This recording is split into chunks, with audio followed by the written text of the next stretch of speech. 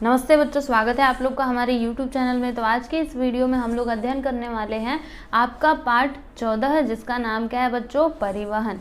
अच्छा, एक बात बताइएगा, क्या आपको परिवहन का मतलब पता है? अगर पता है तो कमेंट करके बताइएगा, और नहीं पता है तो मैं आपको समझाती हूँ। सुनिए, परिवहन मतलब क्या होता है ना, जैसे हम लोग क्या करते हैं, जैसे आपको समझिए कि कहीं पे जाना है तो हम क्या करते हैं, बस से जाते हैं या फिर रिक्शा से जाते हैं। कभी कभी हम अपने जो खुद के वाहन होते हैं उनका उपयोग कर लेते हैं। तो ये सभी क्या है बच्चों? परिवहन ही है ना, परिवहन के साधन है। यानी उसमें बैठ करके, उस गाड़ी में, उस रिक्शे में बैठ करके हम एक जगह से दूसरी जगह पे जा रहे हैं। ठीक है, तो ये सभी किसके उदाहरण है बच्चों? परिवहन के। समझ में आया ना? चलिए अभी हम लोग देखते हैं, करके देखो क्या करना है। तो जैसा कि आप चित्र में भी देख पा रहे होंगे, ये लड़का पैदल जा रहा है। यहाँ पे देखिएगा, ये लड़का पैदल जा रहा है, ये लड़का साइकिल पे जा रहा है, और फिर यही लड़का कार में जा रहा है। तो करना क्या है वो हम समझते हैं। ये तो हमने चित्र देखे। अभी देखिए यहाँ पे आपको बोला जा रहा है, एक एक लाइन हम पढ़ते हैं, फिर मैं आपको समझाते जाऊंगी। और ये जो आपका पार्ट है ना, ये भी बड़ा ही आसान सा है, बहुत जल्दी ख़त्म हो जाएगा, और आपको इसमें बहुत सारी नई नई चीज़ें सीखने के लिए मिलेंगी। ठीक है, तो चलो देखते हैं बच्चों। हम एक प्रयोग करेंगे। कौन सा प्रयोग करेंगे? अपने घर से लगभग 1 किलोमीटर की दूरी पर रहने वाले अपने मित्र अथवा सहेली का घर, बगीचा, दुकान, विद्यालय आदि में से कोई भी एक स्थान चुनो। क्या करना है बच्चों? देखो, आप जहाँ पे रहते हो वहाँ से 1 किलोमीटर की दूरी पर, चाहे अगर वो आपका स्कूल हो तो स्कूल को आप चुन सकते हो, अगर कोई दुकान हो तो आप उसको चुन सकते हो, या फिर आपके मित्र या सहेली का घर हो। ठीक है, कोई भी एक चीज़ ले लो। जैसे समझिए हमने स्कूल ले लिया कि हमारा स्कूल ना 1 किलोमीटर की दूरी पे है। ठीक है, अब आपको करना क्या है? तो आपने स्कूल को चुन लिया है, तो अब आपको स्कूल जाना है पैदल। एक दिन पैदल जाना है। ठीक है, पहले दिन आपको पैदल जाना है। जैसे ये लड़का जा रहा है ना, देखिए पैदल कैसे जा रहा है। देखो देखो देखो, हम लोग स्कूल जाते हैं ना पैदल, उसी प्रकार से ये भी अपने स्कूल जो कि 1 किलोमीटर की दूरी पे है वहाँ पे जा रहा है। ठीक है, तो ये आपको करना है। और दूसरे दिन साइकिल से जाइए। तीसरे दिन किससे जाओगे? तो तीसरे दिन स्वचालित वाहन से जाओ, यानी कार वगैरह से आप जाओ। ठीक है, तो ये आपको प्रयोग करना है। अब यह करते समय विद्यालय का बस्ता हमेशा साथ में रखें, और ये भी ध्यान रखिएगा कि जब आप पैदल जा रहे तो भी आपके पास वो बस्ता होना चाहिए। जब आप साइकिल से जा रहे तो भी आपके पास बस्ता होना चाहिए। जब आप कार से जा रहे तो भी आपके पास आपका बैग होना चाहिए। तीनों बार की यात्रा के लिए एक ही मार्ग का उपयोग करें। और क्या ध्यान में रखना है, ऐसा नहीं कि पैदल जाना है तो हमने शॉर्टकट रास्ता ले लिया और जब गाड़ी से जाना है तो पूरा जाएंगे, नहीं, ऐसा नहीं। तीनों दिन आपको उसी रास्ते से जाना है, रास्ता चेंज नहीं करना है।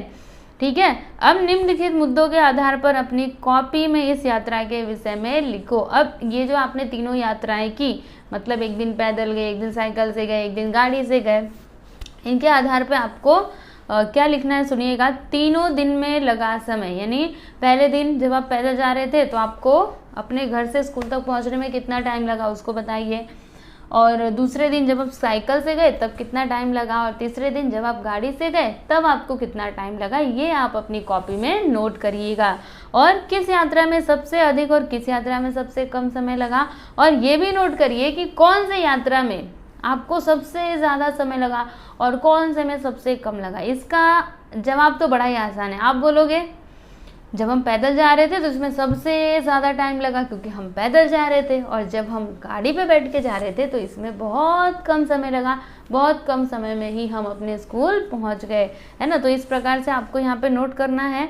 और क्या क्या, अच्छा अब बताइएगा कि किस यात्रा में तुम्हें स्वतः सामग्री ढो कर ले जानी पड़ी? बताइए बताइए, कौन सी यात्रा में आपको स्वयं से जो आपका सामान था, जो आपका बैग था, वो आपको ढोना पड़ा? कौन सी यात्रा में ढोना पड़ा? अरे पैदल वाली यात्रा में, क्योंकि उस टाइम पे हमारे पास कोई साइकिल नहीं थी, कोई गाड़ी नहीं थी, तो हम उसको अपने साथ ही लेकर के जा रहे थे, है ना। कौन सी यात्रा आरामदायक लगी? अब बताइए कौन सी यात्रा में आपको सबसे ज़्यादा आराम मिला? कौन सी यात्रा में? कौन सी यात्रा में? अरे भाई कार की यात्रा में। जब हम गाड़ी से गए तो हमको सबसे ज़्यादा आराम मिला। पांचवा, किस यात्रा में ईंधन का उपयोग करना पड़ा? अब बताइए कि किस यात्रा में आपको ईंधन का उपयोग करना पड़ा। जैसे पेट्रोल, फ्यूल, हम लोग ये सब चीज़ें जो यूज़ करते हैं कार में डालने के लिए, इसमें तो आपको ये जो ईंधन है किस यात्रा में आपको उपयोग करना पड़ा? तो जब हम कार से जा रहे थे तभी में, है ना, क्योंकि देखो साइकिल तो बिना ईंधन के ही चलता है, उसमें बस हवा भर दीजिए और आपका साइकिल एकदम सुंदर मतलब अच्छा होना चाहिए, फिर आप चला करके लेकर के जा सकते हो, है ना। और पैदल में तो किसी चीज़ की ज़रूरत ही नहीं है, लेकिन जब आप कार से जाओगे तो उसमें आपको पेट्रोल डालना ही पड़ेगा, है ना। धुएं और आवाज़ का कष्ट किस यात्रा में अधिक अनुभव हुआ? और आपको ये भी बताना है कि धुआं और जो आवाज़ का कष्ट है, जो पीपा आवाज़ आती रहती है, आपको किस यात्रा में अधिक अनुभव हुआ? कौन सी यात्रा में सबसे ज़्यादा कष्ट आपको लगा? ठीक है, तो ये आप बताइएगा। गाड़ी से जा रहे थे तब लगा, साइकिल से जा रहे थे तब, या फिर जब आप पैदल जा रहे थे तब। ठीक है, चलिए अभी आगे चलते हैं। अब आगे क्या बोला जा रहा है समझ में आ रहा है ना? देखो ये तो ना एक एक्टिविटी था जो आप लोग को करना था। वैसे मुझे पता है कि आप पता नहीं करोगे कि नहीं, मुझे नहीं पता, क्योंकि अभी के टाइम पे तो स्कूल बंद है। फिर आप सोचोगे अरे हमको स्कूल जाना है तो कैसे 3 दिन कैसे जाएंगे, है ना। तो कोई बात नहीं, बस आपको समझ में आया ना, करो चाहे मत करो वो आपके ऊपर है, लेकिन आपको समझ में आया ना इसमें क्या बताना मतलब क्या आपको बताया जा रहा है। ओके, वो समझ गए बस। अब ऊपरी मुद्दों के अंकन के आधार पर तुम्हारी समझ में आया होगा कि पैदल जाने में अधिक समय लगता है तथा सामग्री ढोने में श्रम भी करना पड़ता है ना। जो ऊपर हमने एक्टिविटी की, इससे तो आपको एक बात तो समझ में आ गई होगी कि जब हम पैदल जाते हैं तो अधिक समय लगता है, ज़्यादा समय लगता है, और उस टाइम पे हमको अपना सामान खुद ही ढोना पड़ता है ना। उसमें ज़्यादा मेहनत लगता है क्योंकि हम अपना सामान खुद से ढो रहे हैं। वाहन का उपयोग करने से क्या होता है बच्चों, समय भी कम लगता है और श्रम भी नहीं करना पड़ता है ना, ज़्यादा हमको मेहनत भी नहीं करनी पड़ती, क्योंकि बैग तो हमारे अगर हम कार से जा रहे तो कार में रहता है, अगर साइकिल से जा रहे तो साइकिल के जो पीछे होता है रखने वाला वहाँ पे हम अपना बैग रख लेते हैं, हमको ऐसे पीठ पर लेकर के जाना नहीं पड़ता है। ठीक है, आगे देखिएगा यहाँ पे क्या बोला जा रहा है कि इसके साथ ही यह भी समझ में आया होगा कि स्वचालित वाहनों में ईंधन का उपयोग करना पड़ता है ना। इसी के साथ ही आपको ये भी बात समझ में आ गई होगी कि ये जो स्वचालित वाहन होते हैं, यानी गाड़ी वगैरह, कार, ये सब, इनको क्या कहते हैं, स्वचालित वाहन कहते हैं। ठीक है, तो ये जो वाहन होते हैं इनमें हमें ईंधन का उपयोग करना पड़ता है। परिवहन के इन साधनों के कारण वायु मतलब हवा और ध्वनि का प्रदूषण होता है ना। ये जो परिवहन के साधन है जैसे कि कार, बसेस, ठीक है, इनसे क्या होता है बच्चों, देखो एक तो वायु प्रदूषण होता है। वायु प्रदूषण कैसे होता है, क्योंकि इनके अंदर से गैस निकलते है, जो मतलब आपने देखा होगा गाड़ी के नीचे रहता है ऐसा पाइप जैसा, उसमें से धुआं निकलता रहता है, तो वो आता है पूरे हवा में मिल जाता है, हवा को प्रदूषित कर देता है। और एक तो ये भी प्रदूषण होता है ध्वनि प्रदूषण, क्योंकि रोड पे जाएंगे पीपा होता ही रहेगा, कोई इधर से हॉर्न मारता है, कोई उधर से मारता है, तो कितना पूरा ध्वनि प्रदूषण भी होता है और वायु प्रदूषण भी होता है। इसलिए परिवहन के अच्छे और बुरे दोनों प्रकार के प्रभाव होते हैं। इसीलिए परिवहन का देखिए अच्छी बात यह है कि वो आपको समय से पहुंचा देगा, जल्दी पहुंचा देगा, आपको मेहनत भी नहीं करना रहेगा, लेकिन इसी के साथ ही वो प्रदूषण भी फैलाएगा, वायु और ध्वनि प्रदूषण। तो इसके अच्छे प्रभाव भी होते हैं, अच्छी बातें भी हैं। देखो कोई भी चीज़ है ना, उसकी अच्छी बातें भी होती है और बुरी बातें भी होती हैं। उसी प्रकार से वाहनों के भी अच्छी बातें भी हैं और जो उनके बुरी चीज़ें हैं वो भी हैं। ठीक है, आज के गतिमान युग में यात्रा तथा सामग्री लाने ले जाने के लिए हमें परिवहन के विभिन्न साधनों का सहारा लेना पड़ता है। परिवहन के अनेक लाभ है। अभी सुनिएगा बच्चों, अगर हमको आज की मैं बात करूँ, आज के युग की, तो कोई भी ना पैदल चलने से बड़ा कतराते। पहले तो लोग क्या होता था, पैदल कितना चला करते थे, पर अब के लोग ना थोड़े क्या हो गए हैं, मैं ये तो नहीं बोलूँगी कि आलसी हो गए हैं, मतलब थोड़े ना नाजुक हो गए। ठीक है, उनको पैदल नहीं चलना है। पैदल चलेंगे अरे बाप रे इतना धूप लग रहा है, हम तो पैदल नहीं जा सकते, हमको तो गाड़ी से ही जाना है ना, ऐसा कहते हैं। ठीक है, तो हम लोग छोटी से छोटी चीज़ के लिए भी क्या करते हैं, गाड़ियों का ही उपयोग करते हैं। ओके, अब परिवहन के अनेक लाभ है, वो हम देख लेते हैं कौन कौन से लाभ हैं। तो सबसे पहला लाभ क्या है, देखो ये बहुत ही ज़्यादा इंपॉर्टेंट है, आप इसको याद रखिएगा, क्योंकि हो सकता है कि आपकी परीक्षा में पूछ दिया जाए कि आप बताइए परिवहन के लाभ। तो कैसे बताएंगे, सुनिए, बड़ा ही आसान है, आपको समझ में आएगा। ठीक है, और एक बार में याद भी हो जाएगा। सबसे पहला लाभ क्या है, आप ही बताइए ना, गाड़ी मोटर ये सब का लाभ क्या है, आप ही सोचिए। सबसे पहला लाभ तो यही है कि वो हमें तीव्र गति से, मतलब कोई भी हमारा कार्य होता है तो वो हमारा कार्य तीव्र गति से हो जाता है, बहुत जल्दी हो जाता है, उसमें ज़्यादा टाइम नहीं लगता है ना। जैसे समझिए आपको स्कूल ही जाना है, तो आप क्या करोगे, अगर गाड़ी पे बैठोगे, आपके पापा बिठा करके लेकर के जाएंगे, तो कितनी जल्दी पहुंच जाओगे। वहीं अगर आपको पैदल जाना रहे तब तो टाइम लगेगा, है ना। तो पहला लाभ क्या है, वो हमको हमारा काम बहुत जल्दी हो जाता है। दूसरा, समय तथा श्रम की बचत होती है। ये भी बात है कि हमको मेहनत भी नहीं करना पड़ता। श्रम मतलब क्या होता है बच्चों, मेहनत, ठीक है। तो उस टाइम पे हमको मेहनत भी नहीं करना पड़ता और हमारा समय भी बच जाता है। तो बोलिए, है ना अच्छी बात। सब अच्छी अच्छी बातें यहाँ पर देखेंगे, ठीक है, परिवहन की। फिर विश्व के विभिन्न प्रदेश परिवहन की सुविधाओं के कारण एक दूसरे से जोड़े गए हैं। और ये भी बात सही है कि जो विश्व है, इसके जो विभिन्न प्रदेश हैं, अलग अलग प्रदेश हैं, ये परिवहन की सुविधाओं के कारण ही अलग अलग मतलब जोड़े गए हैं। जैसे मैं अगर बात करूँ, जैसे हम महाराष्ट्र में, ठीक है, तो महाराष्ट्र से हम लोग दूसरे राज्य में कैसे जाते हैं, सड़क के द्वारा जाते हैं, है ना। अब ऐसा तो नहीं कि यहाँ से हम पैदल पैदल जाते हैं, इतना जाएंगे तब तो रास्ते में ही क्या होगा वो हम भी नहीं कह सकते, है ना। तो हमको क्या करना पड़ता है, गाड़ी का उपयोग करना पड़ता है।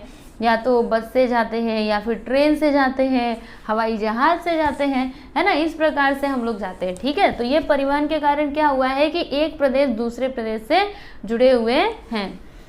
फिर विश्व स्तर पर भी वस्तुओं का परिवहन सहज और सरल हो गया है। ये बात भी सही है कि अभी देखते हैं ना हम कि विदेशों से भी कुछ सामान हमारे देश में आता है। तो कैसे आता है, क्या हम ऐसे सिर पे ढोकर के लाते हैं, नहीं, उसके लिए भी परिवहन का उपयोग किया जाता है। या तो ट्रेन से आता है या फिर जो जहाज वगैरह होती है पानी की, उसमें से आता है। तो ये सब क्या है, परिवहन के साधन ही है ना। इनके कारण क्या हुआ है कि व्यापार भी बढ़ा है, तो ये भी एक फायदा है।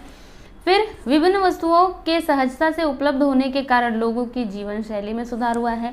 और बहुत सारी मतलब ये जो विभिन्न विभिन्न वस्तुएं हैं, अलग अलग जो वस्तुएं हैं, ये क्या होती है, लोगों को मिलने लगी है। इसके कारण जो लोगों की जीवन शैली है उसमें भी सुधार हुआ है, स्टैंडर्ड ऑफ लिविंग, ओके। फिर पर्यटन, स्वास्थ्य, शिक्षा आदि सुविधाएं गतिमान हुई हैं और इसके कारण पर्यटन, फिर स्वास्थ्य कैसे, जैसे देखो अगर यहाँ पे किसी को कुछ बीमारी हुई है तो क्या करते हैं हम, एम्बुलेंस को तुरंत बुलाते हैं ना।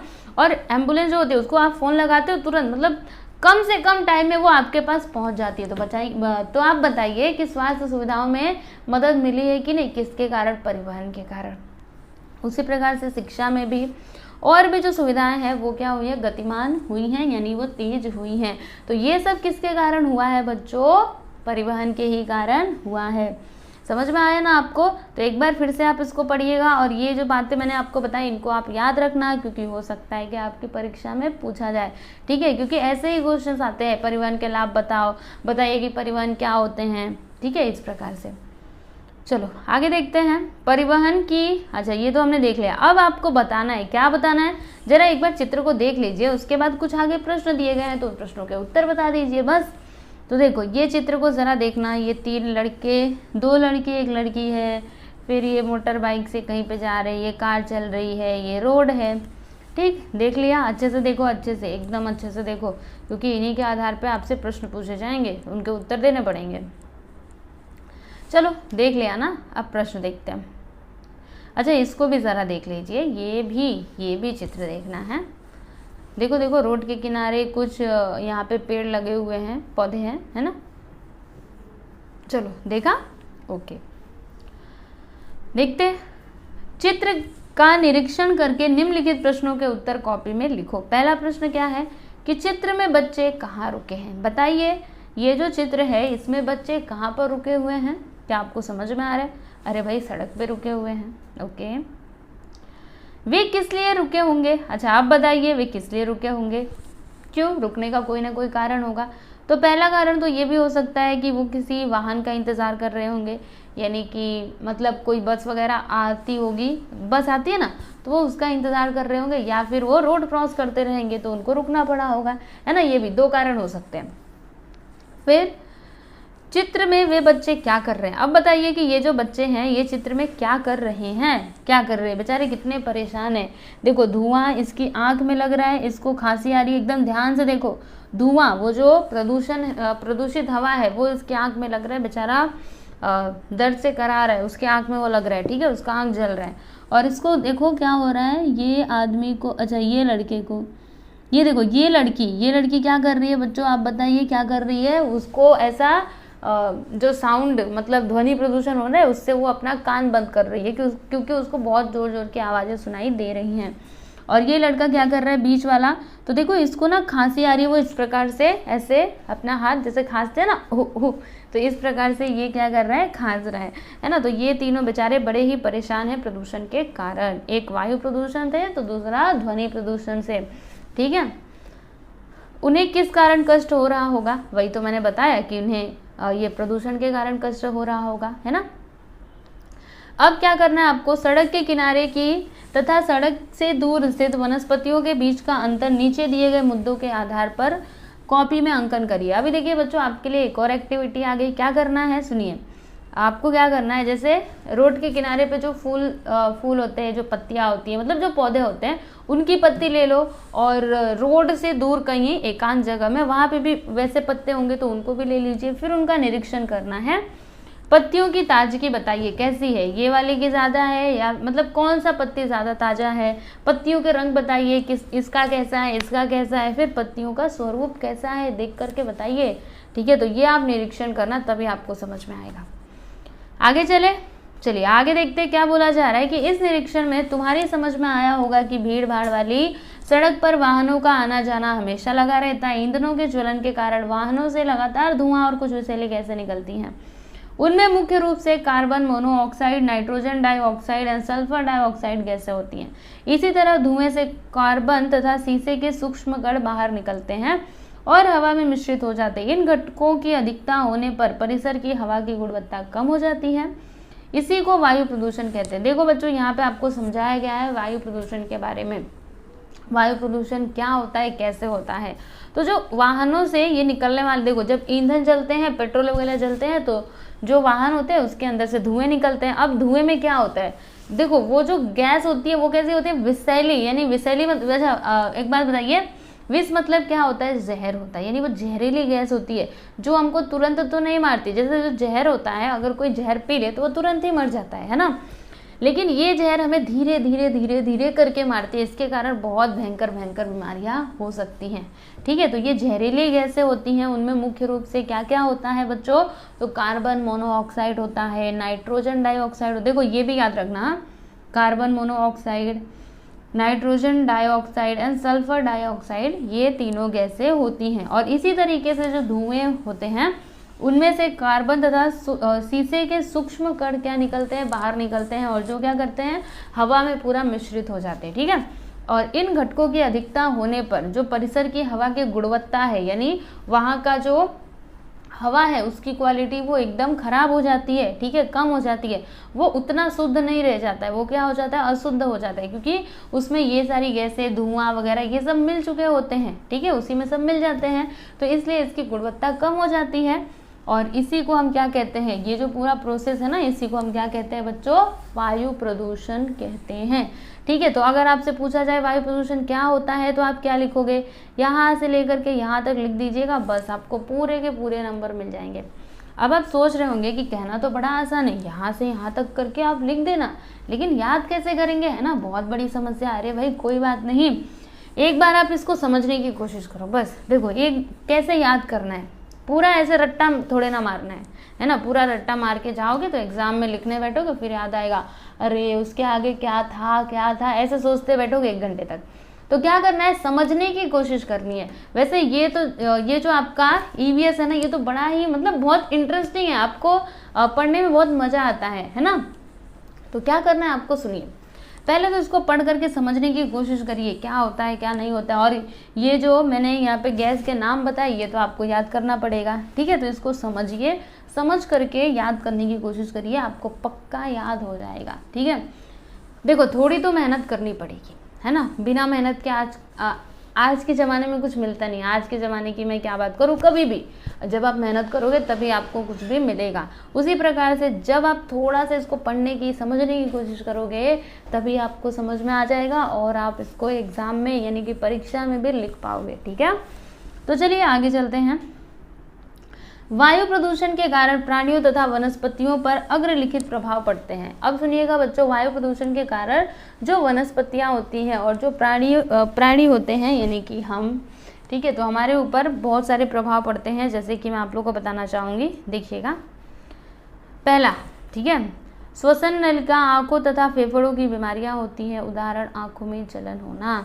देखो ये जो वायु प्रदूषण है इसके कारण क्या क्या हो सकता है। श्वसन नलिका, जिससे हम सांस लेते हैं, वो एक नली होती है, ठीक है, इधर से गई हुई होती है, तो उसको नुकसान हो सकता है।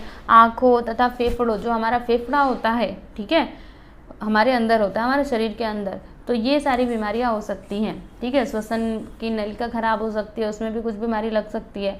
आंखों की बीमारियां हो सकती है या फिर फेफड़ों की बीमारियां हो सकती है। उदाहरण के लिए आंखों में जलन होना, है ना, कभी आपने देखा होगा जब आप बाहर निकलते होंगे तो आपकी आंख ना अपने आप जलने लगती होगी। क्यों ऐसा होता है भाई? क्यों? वो प्रदूषण के कारण होता है।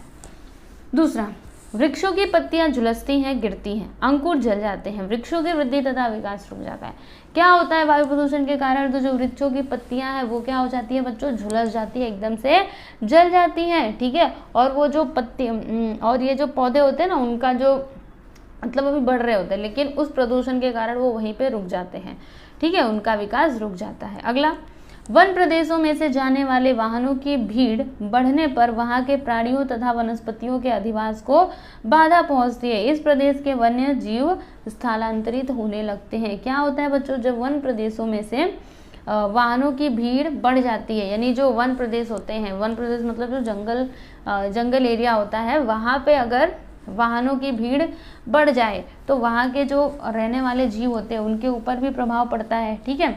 वो बेचारे अच्छे से रह नहीं पाते और इसका परिणाम क्या होता है कि वो उस जगह को छोड़ करके दूसरे जगह पर जाने लगते हैं, स्थलांतरित होने लगते हैं, यानी एक जगह से दूसरे जगह पे जाने लगते हैं। तो प्रदूषण के कारण ही ऐसा होता है। फिर आगे देखते हैं, देखो ये सभी क्या है, इसके दुष्परिणाम है, यानी बहुत अधिक प्रभाव डालता है ये वायु प्रदूषण, ठीक है, हमारे ऊपर और ये जो पौधे होते हैं उनके ऊपर। फिर आगे क्या बोला जा रहा है कि वाहनों की निरंतर होने वाली आवाज़ से बड़े पैमाने पर शोरगुल होता है। इससे बेचैनी, चिड़चिड़ापन, सिर दर्द, ध्यान केंद्रित न होना, मनोविकार आदि परिणाम सामने आ जाते हैं। देखो बच्चों, बार बार हम लोग आवाज़, जैसे आप भी देखते होंगे, अगर दिन भर घर में टीवी चलता रहे तो कितना गुस्सा आता है, अपने आप ही चिड़चिड़ापन आ जाता है ना। थोड़ी देर के लिए हम देखेंगे तो ठीक है, लेकिन अगर उसी में दिन भर लगे रहेंगे, ठीक है, और टीवी में भी कौन सा एकदम शोरगुल वाला कुछ शो चलता हो, जैसे न्यूज़ की अगर मैं बात करूँ, न्यूज़ तो कितना बड़बड़ करते हुए आते, एकदम उन लोग का सबसे ज़्यादा क्या रहता है? म्यूजिक ही रहता है ना। तो जब वो दिन भर आपके घर में चलता रहेगा तो अपने आप ही चिड़चिड़ापन आ जाता है। उसी प्रकार से अगर हम वाहनों के जो पी पा है, उनके जो हॉर्न है, वो दिन भर सुनते रहेंगे तो बताइए हमको चिड़चिड़ापन आएगा ना। तो वही हमारा ध्यान कहीं पे केंद्रित नहीं हो पाता है, सिर दर्द होने लगता है और भी कई सारे विकार होने लगते हैं, ठीक है।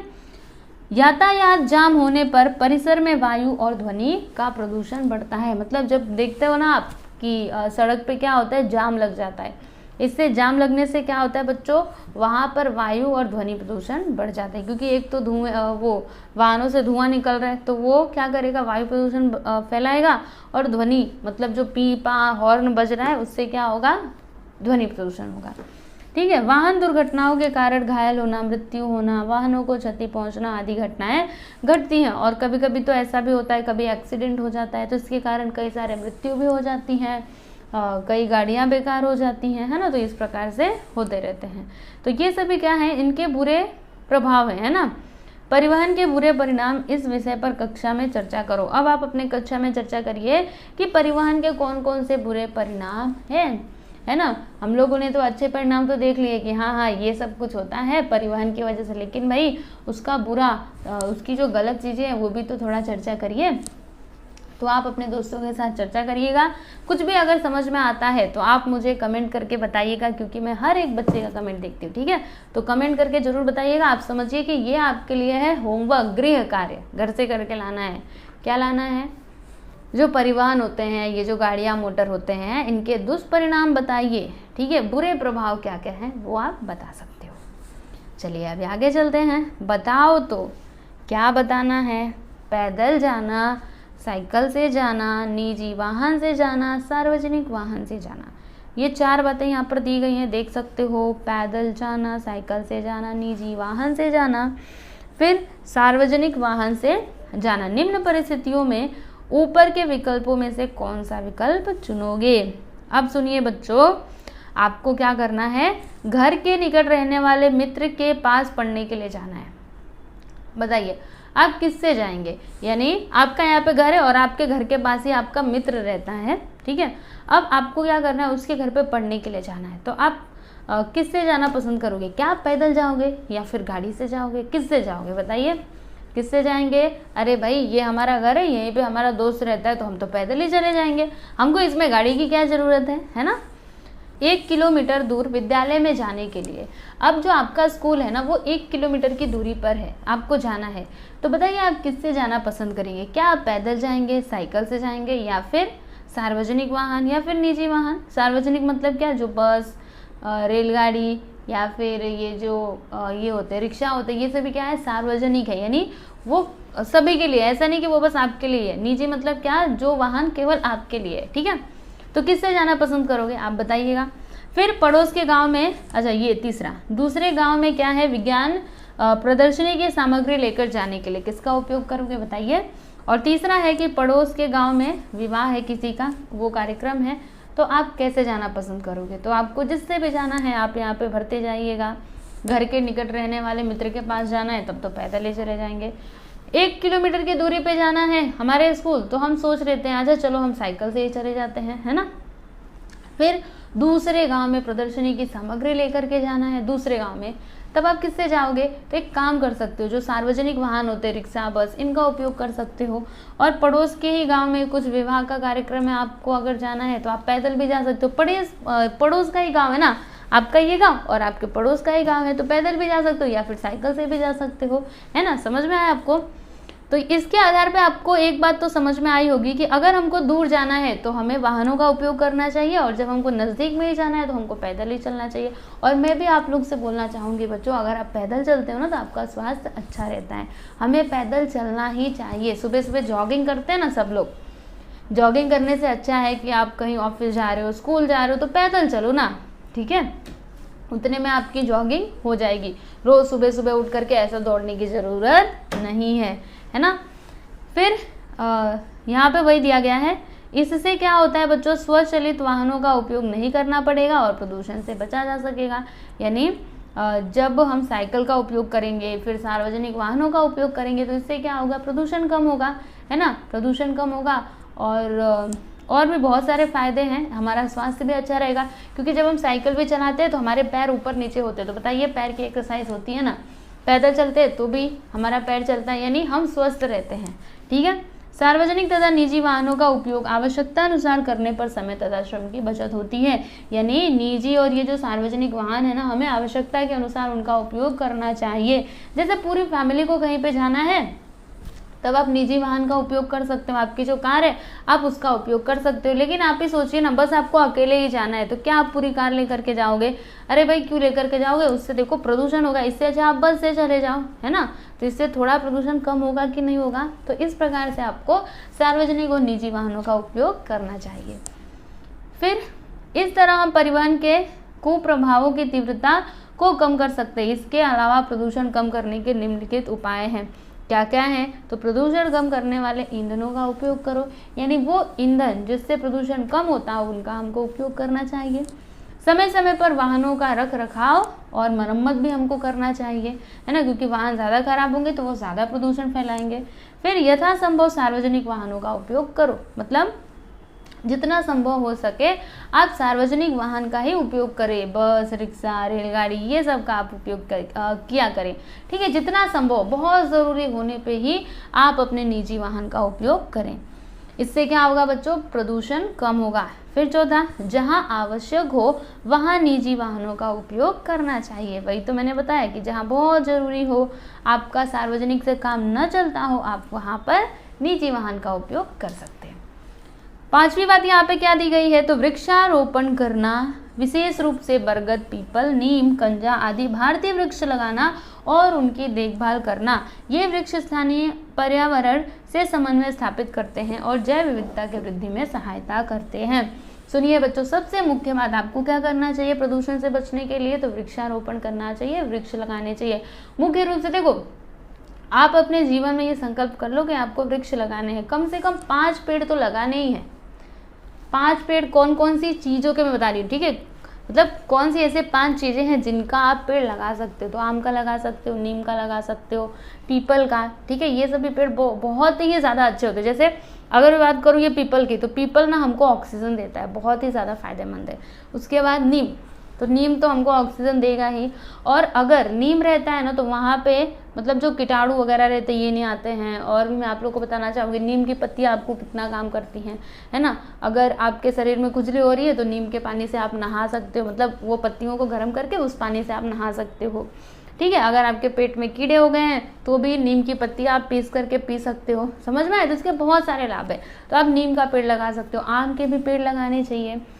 फिर अशोक का पेड़ लगाना चाहिए। अशोक भी आपको पता होगा ऐसे खड़ा रहता है, ठीक है। तो वो क्या करता है, देखिए इसका नाम क्या है, ध्यान से सुनना, अशोक। अच्छा एक बात बताइए, शोक का मतलब क्या होता है। शोक मतलब क्या, जब सब लोग दुखी होते हैं एक शोक में डूबे होते हैं, बराबर। तो इस पेड़ का नाम क्या है बच्चों, अशोक, यानी जो शोक का क्या करता हो, नाश करता हो, जो शोक को खत्म करता हो, वो क्या हो गया, अशोक, ठीक है। तो कौन कौन से नाम मैंने लिए, आम, पीपल, और क्या बोला था मैंने, नीम, और क्या बोला था, अशोक। और 5वां कौन सा है पता है आपको, वट वृक्ष, बरगद, ठीक है। ये 5 पेड़ तो लगाने ही चाहिए। और भी अलग अलग पेड़ हैं, जैसे बेल का पेड़ लगाइए, बेल का पेड़ तो बहुत ही अच्छा है। उसके बाद और मैं अगर बात करूँ, बहुत सारी चीज़ें हैं, अभी मैं आपको क्या क्या गिनवाऊँ, आप बस लगाओ, ठीक है। जितना मैंने गिनवाया है पहले उतना तो लगाओ। देखो ऐसा नहीं कि आपने पेड़ लगा करके छोड़ दिया, आपका काम खत्म, नहीं। देखो आपको पेड़ को लगाना है, फिर उसे रोज पानी देना है, उसको थोड़ा बड़ा करना है।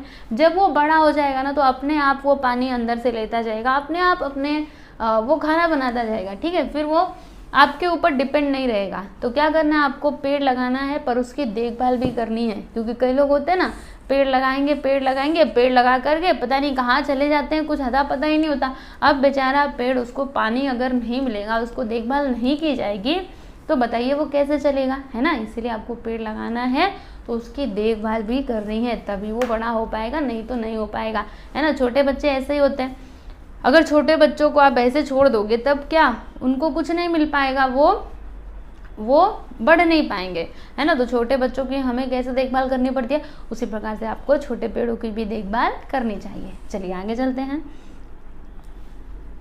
प्रदूषणकारी ईंधनों का उपयोग टालना, यानी जो प्रदूषण फैलाने वाले ईंधन हैं उनका उपयोग हमको नहीं करना चाहिए, या फिर कम से कम करना चाहिए। और वाहनों के लिए CNG और LPG जैसे ईंधनों का उपयोग हमको करना चाहिए, ठीक है। जो आपकी गाड़ियाँ मोटर होती हैं ये CNG और LPG से भी चलती हैं, तो हमें कोशिश करनी चाहिए कि हम इनका उपयोग करें, ठीक है। चलिए अभी आगे देखते हैं। परिवहन से होने वाले प्रदूषण पर नियंत्रण के उपाय, इस विषय में चर्चा करिए, ठीक है। तो इस विषय में आप लोग चर्चा कर सकते हो बच्चों, है ना। तो करिएगा अपने दोस्तों के साथ, आपको अच्छा लगेगा।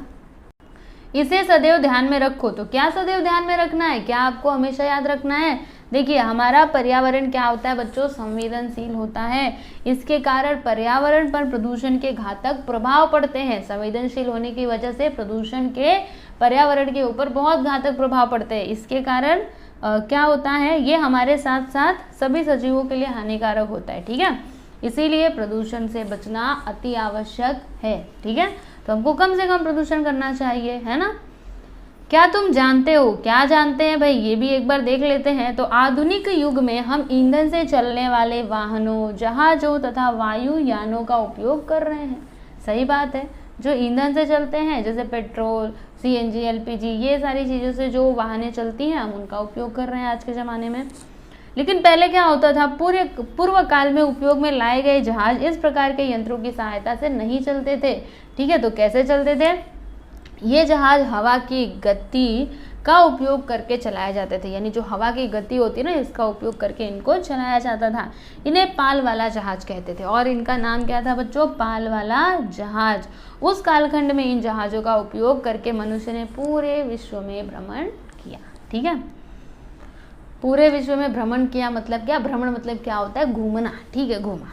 अब साइकिल के उपयोग के विभिन्न लाभ। अब बच्चों सुनिएगा, देखो आज के बाद आप सोचोगे कि हम साइकिल ही चलाएंगे, इसके कुछ लाभ है ना। तो वो लाभ क्या क्या है, चलो मैं आपको बताती हूँ। देखो सबसे पहला तो शारीरिक व्यायाम होता है, क्योंकि जब हम साइकिल चलाते हैं तो हमारा, देखो एक तो हम ऐसे करके हैंडल मतलब हैंडल पकड़े रहते ना, ऐसे घुमाते रहते हैं, तो ये हमारा एक व्यायाम हुआ। ऊपर से पैर भी हमारा चलता रहता है तो वो भी एक व्यायाम हुआ, है ना। फिर व्यायाम मतलब क्या, एक्सरसाइज। फिर थोड़ा सामान ढोकर लेकर के जाया जा सकता है ना। समझिए आपका स्कूल बैग है तो आप पीछे रख करके लेकर के जा सकते हो, तो थोड़ा सामान हम ढो करके भी लेकर के जा सकते हैं साइकिल की सहायता से। और सबसे मुख्य बात यह है कि प्रदूषण नहीं होता भाई, क्योंकि इसके अंदर ना पेट्रोल लगता है ना कोई गैस लगता है, बस आपकी मेहनत लगती है, चलाते जाइए और आगे बढ़ती जाएगी। फिर स्वावलंबन, यानी हम क्या है, स्वावलंबी हैं, हम कहीं आने जाने के लिए किसी के ऊपर डिपेंड नहीं है, वो हो गया। फिर समय की भी बचत होती है, जी हाँ, अगर साइकिल से जाएंगे तो हमको कम समय लगेगा, कम जगह में रखी जा सकती है, सही है ना।